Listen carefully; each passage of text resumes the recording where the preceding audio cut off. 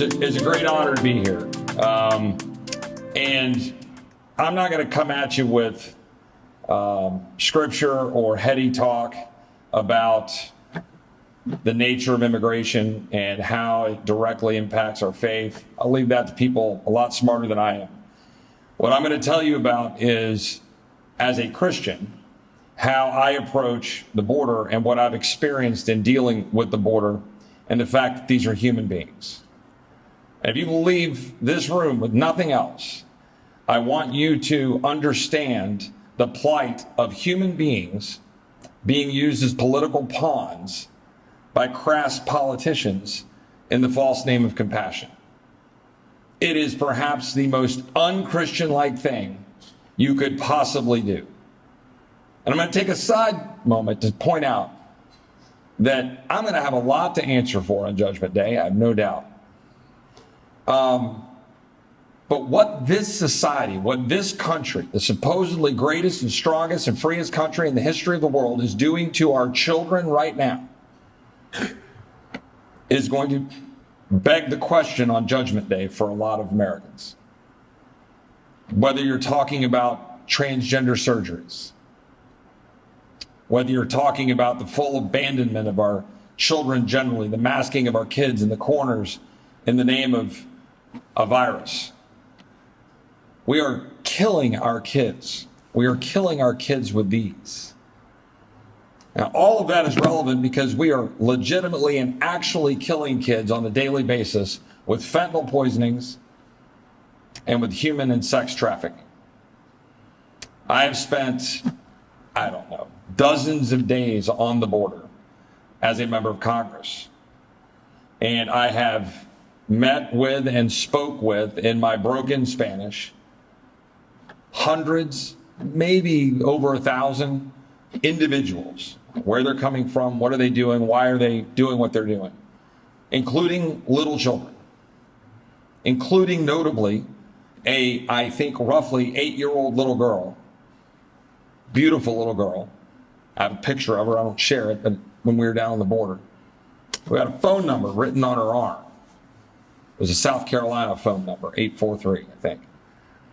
And that number was to try to figure out where she would go once she got to the United States in order to try to link up with family.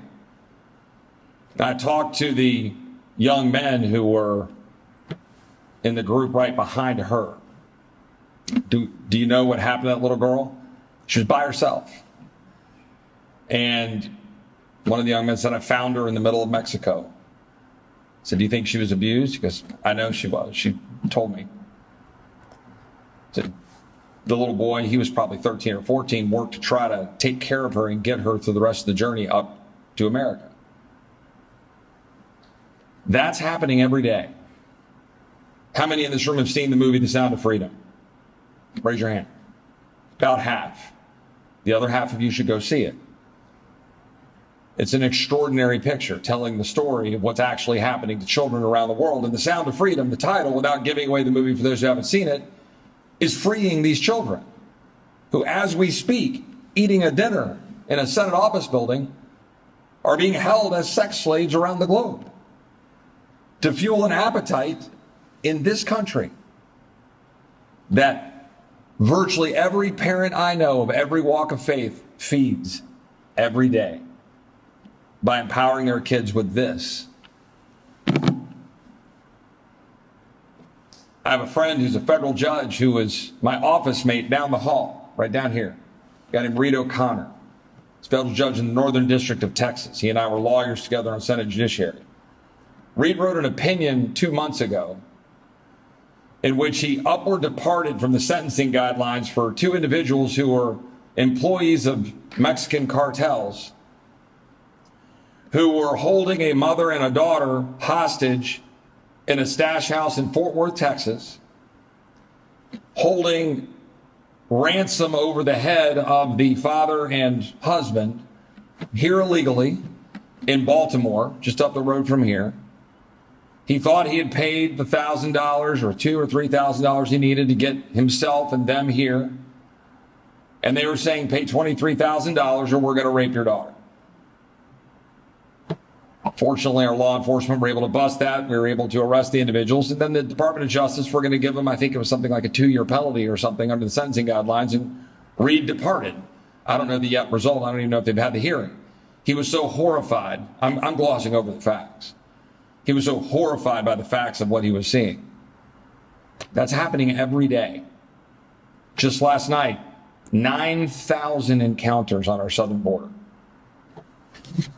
What are we doing about it? 9,000 encounters just yesterday. Between the spring of 2021 and the summer of 2022, there were about 1 million releases into the United States. Of those releases, 177,000, we have no idea where they are because they gave false addresses. Number of those were addresses that were the same. There were more than 50 each. Bus stops, fast food restaurants. Last year we learned and had testimony under oath, 85,000 kids have just simply gone missing. 85,000 kids have just simply gone missing. This is happening every single day. I live just outside of Austin, Texas, in Dripping Springs. I-35 comes up from the border through San Antonio, through Austin, up north to Dallas and north.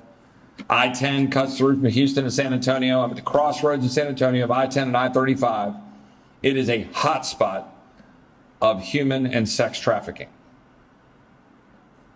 Thousands every single day. I'm not going to quote all the statistics and all the estimates, but literally 27 million people are estimated to be in human slavery around the world right now. So my question here is, people of faith, how can the strongest, supposedly freest country in the history of the world, supposedly built on a bedrock of faith, supposedly with a heavily churched people, although sadly declining, how can we allow that to happen here in our country? If we know anything about the teachings of Christ, it would be to protect children. It would be to recognize the innocence of children. And yet, we're allowing that to occur. And here's the thing. It's being done supposedly in the name of compassion, that people be able to come here, get a better way of life. I've talked to thousands, or hundreds, probably over 1,000 at the border. True. Huge percentage of the numbers. They want jobs. They want a new way of life. They want to flee Honduras, El Salvador, Guatemala, wherever they're coming from around the world, increasingly from all over the world. But there's a large number of those individuals who are not particularly innocent. That's a topic for another day. But for the ones who are seeking a better way of life, is this the best way? Is this the best for them? Is this the best for those kids? Paying thousands of dollars to cartels, then to be subjected to, in many cases, slavery in this country, being held for ransom, being sold in the sex trafficking trade, being abused on the journey, and then to get here and then what? Right? That's not compassion. But yet we're selling it as such. Now that is all built on the back, by the way, of at least 2 decades, if not more, maybe 3, of Chamber of Commerce talking points about wanting their cheap labor. So for years, we were trying to figure out how to secure the border and defend the rule of law, to protect the sovereignty of this country, but also, by extension, to protect those who would be abused in transit to come here. And for years, the Chamber of Commerce responded with, oh, we need labor. It's the old joke that would say that they would sit down there with a, no trespassing sign at the border, wink, wink, help wanted over with this side. And that's what we did as a country. With all due respect to the Bush administration, that's exactly what they did. Sitting right up here in the Judiciary Committee on the floor upstairs, right down here, I had to fight the Bush administration from what they were trying to do to promote amnesty, to promote the continuation of wide open borders in 2006, 7, and 8 when I was a lawyer here.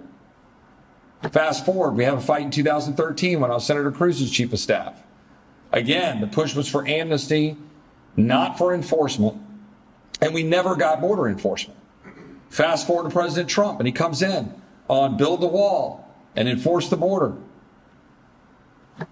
Got a good chunk of the border built, got a lot of good policies embraced, but everything in this town was designed to push back on that and not get it done. Why? Because of the powers that be in this place who want their cheap labor and frankly are the same people often who are totally fine going to a Super Bowl event knowing that there's some little girl being trafficked in the back. Let's just be blunt and honest about this stuff. It's true. That's the reality of what we're dealing with. An enormous power structure of corporate elites combining with government elites to tell you that you can't live the way you want to live while selling you a false narrative that they're trying to help people. Is there anything more unchristian than what we've been doing to these human beings in the name of compassion? I would posit it is hard to come up with things.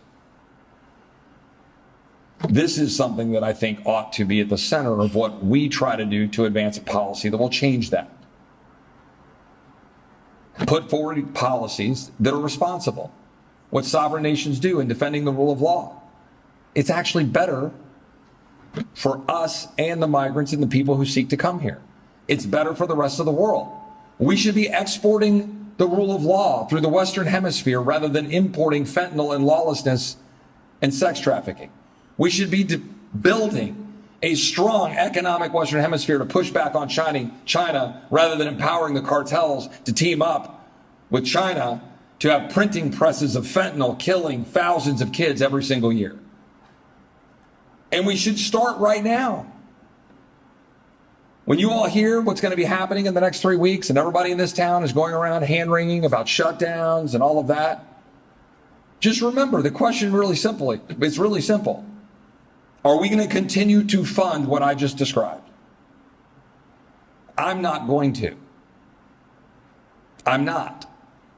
And I don't care what everybody in this town says. I don't care what the Speaker of the House or what the minority leader in the Senate has to say, if he even knows what he's saying. Yeah, I said it. Because I'm tired of the leadership in this town. I'm tired of what this town is doing to freedom-loving Americans and hardworking Americans and to migrants in the false name of compassion. We're here as people of faith to talk about immigration in the context of our Christian faith. I got a lot of Christian leaders who try to get up and get all, we should be welcoming the huddled masses from around the world. If they have no solutions for the broken welfare state that's going to leave people here in a second-class state, they have no solutions for how this is empowering cartels or empowering China or harming the migrants coming here and getting sold in the sex trafficking trade. We know the solutions, which depends on the rule of law, sovereignty, securing the border, enforcing the law, and having a strong economic free trade environment throughout the Western Hemisphere. It's important to note, by the way, Milton Friedman, you all know, famous economist, mid-1970s, they asked him about immigration, and he said, I'm for wide open borders if you get rid of the social welfare state. Now, that was pre-9/11. That was pre some of the other things that you have to factor into it. But he's not wrong. When we had thousands of people, millions of people migrating to the United States over the years, you had to come here and you had to open a business, get a job, take care of your family, work. We are adding weight to a bow that is going to collapse. And then what will that mean for the migrants? Many of you know my former boss, Senator Cruz, his dad, Rafael Cruz, and he would genuinely talk to Ted about long before Reagan famously intimated about where else are you going to go to? Rafael will talk about that, and he'll talk about it as a pastor in his Christian faith, about the importance of being able to have a country like America to go to, but to be able to do it legally, to be able to do it the right way. People come to the United States because of the rule of law. If there is no rule of law, then there is no America. And if there is no America, there is no place for people to aspire to come to. And that is at the core of what we must do as leaders in this country. So my ask of you is hold us accountable to actually do what we're supposed to do leading this country. And that requires us as Christians to embrace the rule of law, to embrace an idea that is bigger about what we want migrants to be able to aspire to, rather than just cheap slogans that people slap on the back of cars so they can feel compassionate about themselves while people get abused in the process. It's the hard path, but it's the right path. Thank you all very much.